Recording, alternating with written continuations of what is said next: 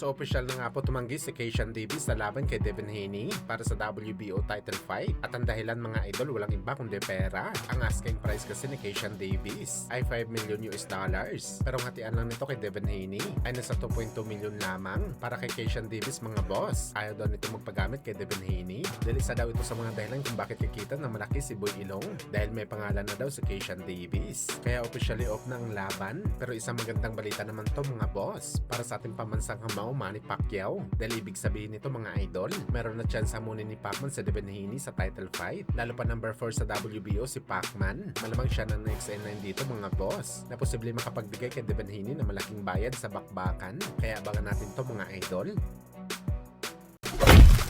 Samantala marami nga po ng mga Pinoy boxing fans mga idol ang nasasayangan sa history na posible makuha ng ating pamansang kamao Manny Pacquiao sa dapat na laban nito kontra kay Errol Spence Jr. Kung natuloy ang laban nila noong 2021, matik daw sana mga boss. Malaki ang tsansa ni Manny Pacquiao na maging unified champion sa panahon na yon at masapawan lahat ng mga kapwa nito boxing legend. Maski si Pacman mga idol, tila ganito rin ang iniisip dahil napasabi ito dati na kumpiyansa ito na manalo kay Spence sa dahilan na hindi kinaya ni Spence na wasakin itong si Mikey Garcia na isang lightweight fighter lamang at meron daw talaga nakita si Pacman na kahinaan ni Spence na kanya magagamit para wasakin ang dating unified champion. Pero ang dami ang nagsasabi dati mga boss na mawawasakin lang daw talaga ni Spence si Pacman sa bakbakan nila dati kaysa maliit daw si Boss Manny at sadyang matanda na daw ang Pinoy. Pero kita nyo naman ang resulta mga idol, hindi may tatago ang stats ng dalawang fighter. 46 anyos na si Pacman umarangkada pa kalaban ng kampiyon. Si Spence 35 pa lang,